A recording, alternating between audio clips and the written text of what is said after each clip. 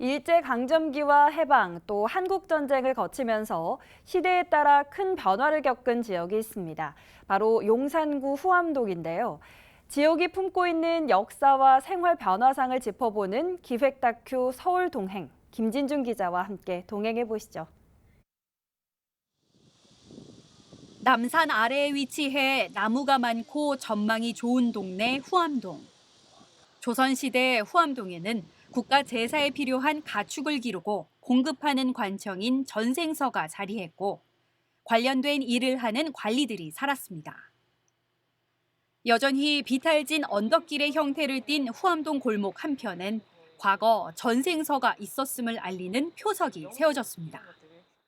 농본 사회였기 때문에 비가 안 오면 기우제를 드려야 됐고 또 눈이 얼음이 잘 얼지 않으면은 또 현명씨에게 제사를 드리는 등 이렇게 많은 제사가 있었는데 그 많은 제사에 사용되는 희생 제물이 바로 이 전생서에서 키워지고 있었던 거라고 보시면 될 것 같습니다.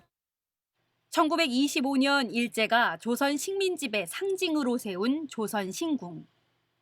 1945년 우리가 광복을 맞을 때까지 20년 가까이 자리했던 우리 슬픈 역사의 한 면이기도 합니다. 과거 조선 신궁이 있던 자리는 후암동 남산자락의 흔적으로 남아 있습니다. 우리가 잊지 말아야 할 역사와 함께 말이죠. 이렇게 조선신궁을 만드는 과정에서 보니 저 남산 꼭대기에 조선시대를 대표하는 국사당이 있었던 겁니다. 일본인들 입장에서는 자기네 그 국조신이 모셔져 있는 이곳에 이것보다 높은 곳에 조선을 대표하는 사당이 있는 게 못마땅했겠죠. 그래서 이곳에 있는 사당을 인왕산으로 옮겨지게 된 겁니다. 둥글고 두터운 큰 바위가 있어 이름 붙여진 후암동.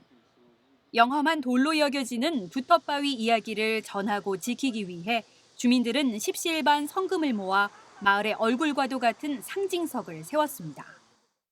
남산 주변이 모멱산이 해가지고 큰 바위가 많이 있었다는 전설이 많이 있었고 주민들이 자선을 얻기 위해 큰 기도를 하고 그런 전설이 많이 있어서 이 앞으로도 저희도 후암동에 어떤 그거에 남을 수 있도록 큰 상징석을 하나 준비를 해야 되지 않겠나 해서 주민들하고 합세해가지고 저희가 이렇게 상징석을 세우게 됐습니다. 한때 후암동이란 명칭이 사라졌던 때도 있습니다. 세월에 세월을 덧댄 듯 골목 곳곳에 자리한 크고 작은 집. 경사로가 많은 후암동에 집을 짓기 위해 쌓았던 석축은 지금도 곳곳에 남아 있습니다. 일제강점기 후암동엔 70% 이상의 거주민이 일본인이었습니다. 일제강점기인 1914년도에는 일본인들이 이 지역을 삼판통이라고 이름을 아예 바꿔버리게 됩니다. 이 삼판통의 의미는 일본 본토에 가서도 언덕을 갖고 있는 동네 이름을 아울러서 부르는 이름인데요. 관사라든가 문화주택들이 많이 지어지게 되었고 일제강점기까지 일본인들이 꽤 많이 살던 지역이라고 보실 수 있습니다. 후암동을 걷다 마주하게 된 삼광초등학교.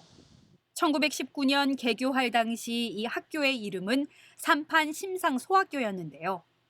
이후 1945년 광복 이후에야 삼광국민학교라는 이름으로 재개교했고 일대 역시 후암동이라는 이름을 다시 찾게 됩니다.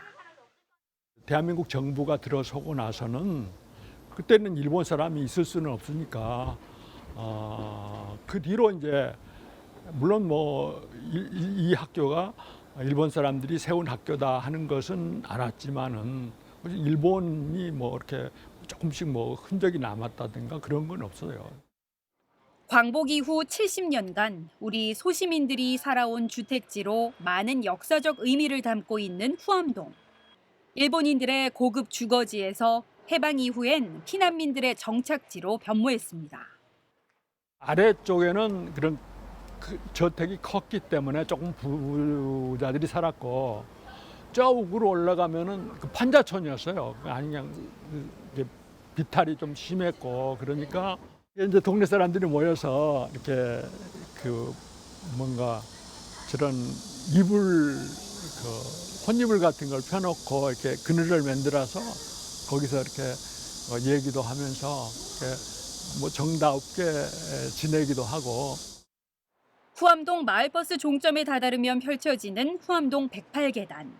일제강점 말기 일본군 전쟁 희생자를 기린다며 세워진 이 계단은 시간이 흘러 승강기가 놓이고 후암동 동네를 잇는 다리가 됐습니다. 일제강점기와 해방, 한국 전쟁을 거치면서 그 어느 곳보다 빠른 변화를 겪은 후암동. 한 계단 한 계단 힘들게 지나온 시간 뒤엔 분명 아름다운 모습을 한눈에 담을 수 있는 그 순간도 찾아온다는 것을 말해주는 듯합니다. BTV 뉴스를 더 많이 보고 싶으시다면 여기 구독 버튼을 눌러주세요. 추천 영상도 누르면 바로 재생됩니다. 또 다양한 서울 소식을 보고 싶으시다면 휴대폰에서 가지 앱을 다운로드해보세요. 저희 BTV 뉴스를 시청해주셔서 감사합니다.